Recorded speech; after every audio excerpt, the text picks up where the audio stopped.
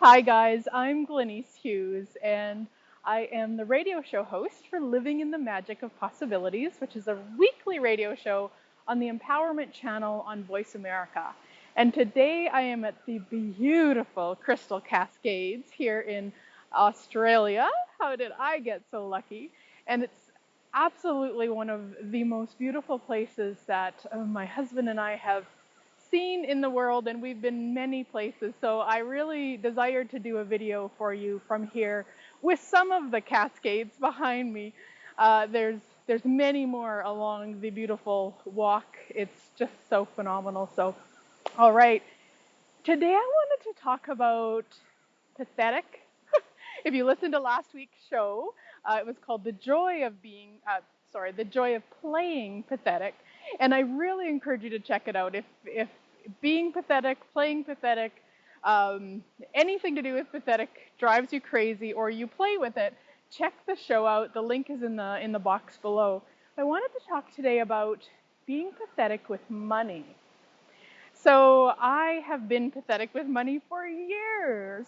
It's only been in probably the past 2 to 3 years that I've really chose to stop.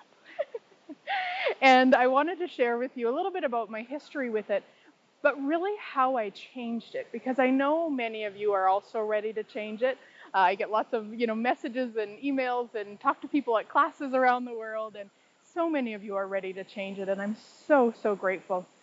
So a little bit about my history with it. I grew up in a family that really didn't talk about money. We weren't dirt poor by any means, and we didn't have a lot of extra.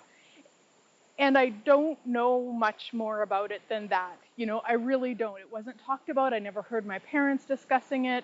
Never heard, them fighting about it. I didn't have a clue. Every once in a while, I can remember as a teenager, every once in a while, my dad would give me his credit card so I could go shopping in the mall and just buy whatever I chose. And that, it's still just like, oh my gosh, I could just have anything. And what occurred was, well, there was a couple things. One, my oldest sister, when she went away to college, she had never had an experience with having money before. And so with her student loan, what she ended up doing was using all of it within the first few months.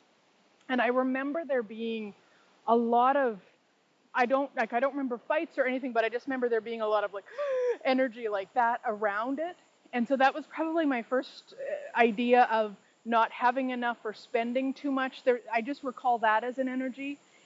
And then I, 4 years later, went off to college and had a student loan. And by then, my parents were, a little bit more aware of what we might choose and had it, we were given so much each month and all of that. So it became where it just felt really restrictive, like where it just never felt like that feeling I had when I could go to the mall on a credit card, never had that. So it ended up being where I kind of chose it. Sorry, I'm moving around, there's mosquitoes. So I chose it as kind of more like a drama trauma with money. And within a few years, I was walking in Canada, it's called Canadian Tire. It's like a grocery store type of thing. Ooh, big bug there.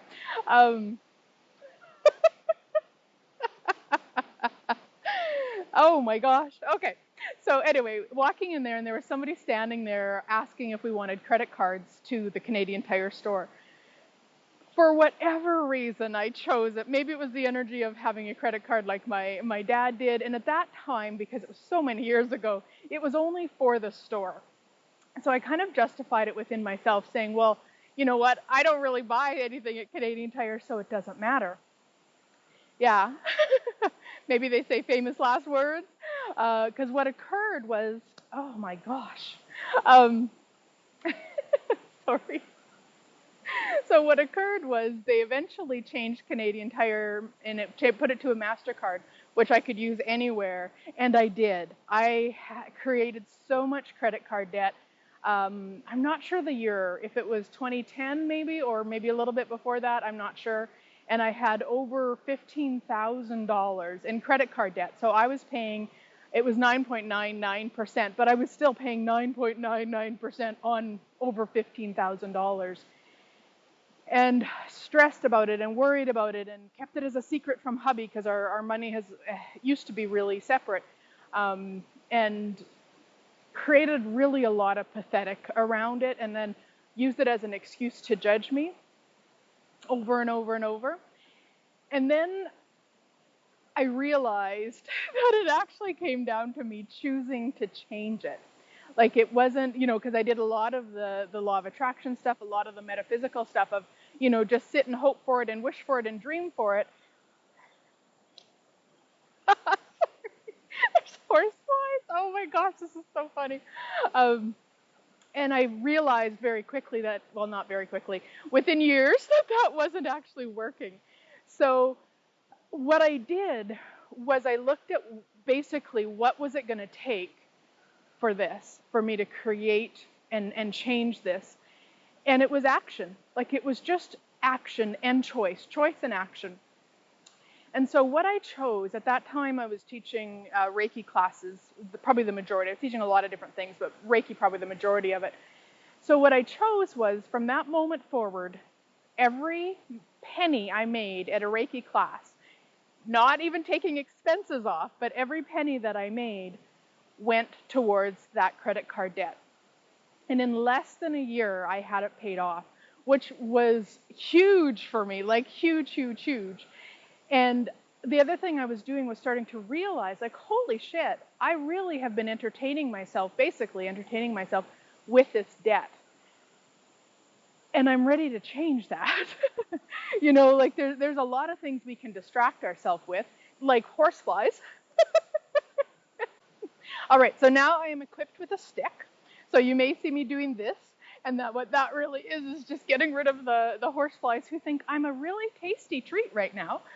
So where was I in my story? I was talking about the credit card debt and the choice and the action that I took to really change it. And then I went up again in credit card debt, and I went down again in credit card debt, and I played with that a little bit, never to the extent that I had previously, but certainly kind of played with it for a while. And it really matches the energy, at least for me, of being, pathetic with money, because it was like I chose to be powerless with money.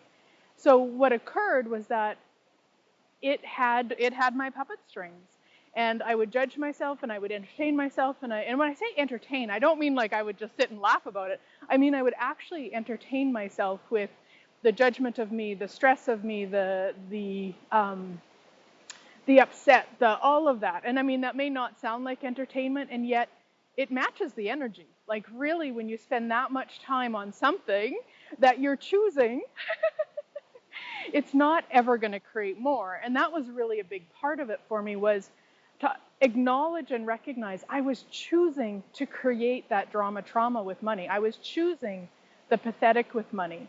And just as much as I could choose it, I could also not choose it, if that makes sense, where I could go, okay, this isn't fun for me. And that's ultimately using these tools from Access Consciousness, what has contributed. So when I talk about kind of being done with money in the last 2 to 3 years, or being done with the pathetic of money in the last 2 to 3 years, it's from using the tools from Access Consciousness and really getting a sense of, what money is, which is nothing like usually what we think it is, what it means to me, which is nothing of what it is at all.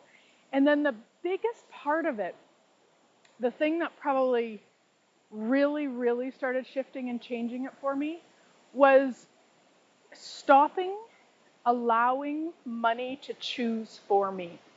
So if there was a class that I desired to take, or there was a trip I desired to take, I didn't allow the money in the bank to choose it for me, which was probably one of the greatest, there's so many ways, but probably one of the greatest ways that I was choosing to be pathetic, was that I was saying, okay, well, I can't do that because I don't have the money.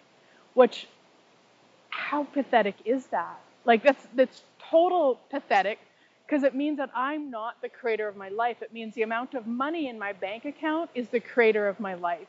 And that is so not true unless you allow it to be, which I did for many years. So what I started doing was choosing. I would choose something. If it was light, if it was going to create more in my world, I would choose it. And I wouldn't get caught up in the, but I don't have the money. Because your point of view creates your reality. So the minute that you go to, I don't have the money, then your reality is you don't have the money. So the question becomes, basically, what is it going to take to create this? And not, what is it going to take, how much money, what's it going to take to create the money for this? No, that's irrelevant. Remember, you're not going to be pathetic to money. So you're asking, what's it going to take to create this? What's it going to take to have this? Where you're really asking for what you desire, not asking for the conclusion of what you desire. And the conclusion is, well, a class costs money, or a trip costs money. Ask for what you truly desire. What you do with that is you allow the universe to provide for you in a billion, trillion, godzillion ways, compared to when you're just saying, okay, well, what's it going to take to create the money to go to this class? Now you've narrowed down what the universe can provide for you. So that was one of the things. And now that's how I live my entire life. If I see something that I would like, I get to choose it. Now, does it mean it's going to show up right away? Does it mean that I'll put it on a credit card? Possibly. If it's light to do so, I will. And there's times where it's like, you know what, that isn't the lightest option. So what else? What else? What else? What else is it going to take? What else is possible? I recently did a free telecall on how to set your rates that work for you. And the link on how to register for that to get the free downloads is in the box below. So please feel free. It was a phenomenal conversation, and really looking at that and stopping creating that energy of being pathetic with money, because your point of view creates your reality. So if you're choosing to be pathetic with money, then what's going to occur is you're going to be pathetic with money. And so it's looking at it and being willing to change it, being willing to ask questions, being willing to destroy and uncreate all the stuff that doesn't work for you. So some of the questions that you could ask yourself to start changing if you've been pathetic with money is really, you could ask, the next time you're looking at something, purchasing something, attending something that involves money, you could ask. You just, in that moment that you go to, I don't have the money, I can't do that, why can they do that and I can't do that, whatever story you might go to, is just truth. Am I being pathetic with money right now? And truth, is this creating more in the world or less in the world?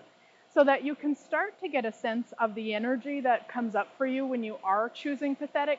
Because again, it is just a choice. So the more that you're willing to be aware of when you're choosing it, the more likely you are to change it. So that when you're aware of it, then you can just in that moment be like, destroy and uncreate, throw all that out, whatever it is you want to say to stop that and to really get clear on that, like just done. No, now what could I choose? And it's not about then running out and, buying everything you desire. It's about being aware of what's actually going to create more. And, the two favorite questions I always ask: truth, what will the planet be like in 5 years if I choose this? Truth, what will the planet be like in 5 years if I don't choose this? And it was interesting, back in September of last year, so we're in January right now when this is being recorded, so 6 months ago or so, was when I bought hubby's and I's tickets here to Australia. And I knew we weren't going to fly economy. I knew that wouldn't work for us. It's about, I think, 21 or 25 hours in the air total. So I knew that wouldn't work. And so I got the price for the premium economy, and then the highest level business or first class or whatever it's called. So when I got them back, it was like, whew, okay, so $4,000 a person to go premium economy, and then $8,000 a person to go business class, first class, which are the sleeper beds. And at the time, I just could not get my head around spending, which would have been $16,000 on hubby's and I's tickets to come to Australia. So I spent $8,000 and bought us the premium economy. And then a week before we flew, I started feeling what I could best describe as anxious about it.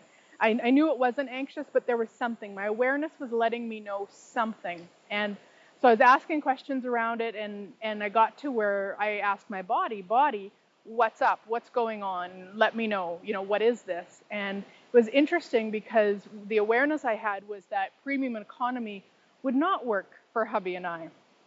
And so I was like, okay, so I messaged my travel agent back and I just said, okay, can you check what the price would be now for us to fly, to bump up to the next level?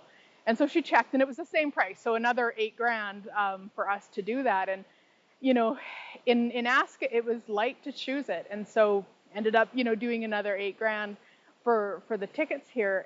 And I'll be honest, that's, $16,000, right? So you could do, and I did all the, oh my gosh, you could buy a car for that. You could have a down payment on a whatever for that. I mean, there was all this kind of, this reality bullshit going on in my world about it. And really, when we got on the plane and sat down and we're able to like go right to sleep and we're able to have our own space and we're able to, just enjoy all the luxuries, it was like, yeah, and I wouldn't receive this for what reason? And receive it was, I wasn't receiving it when I was going to conclusion, when I was making it wrong, when I was judging myself for having chose it, when I was, freaking out about the price, when I didn't want anybody to know how much I spent on it. Now I'm like sharing it everywhere. Whereas before, if you had asked me, I would have never told you, because it just thought, oh my gosh, that's a lot of money, instead of like, yeah, and what did it create for us? How much more ease was it to arrive in Australia refreshed and feeling, yummy? And yes, we wanted a shower, but that's totally different. Just the space that it created. Whereas even if I would have had the money for it 3, 4, 5 years ago, I never would have chose it because of the being pathetic with money.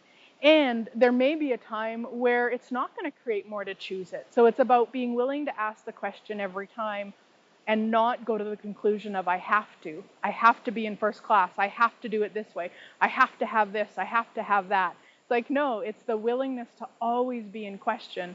And those two questions, honestly, you guys, truth, what will the planet be like in 5 years if I choose this? Truth, what will the planet be like in 5 years if I don't choose this?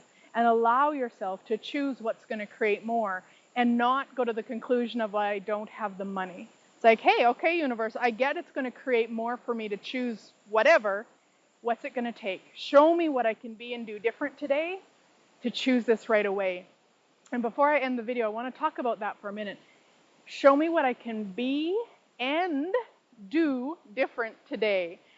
Because there will often be an action step with it, you guys. It's not about just going, oh, well, I'm just going to sit on the couch and think good thoughts about money and it's going to show up in my bank account. And that's possible, absolutely. And often there's action steps. So it might be something where you start looking at, okay, so what could I do today to create that money right away?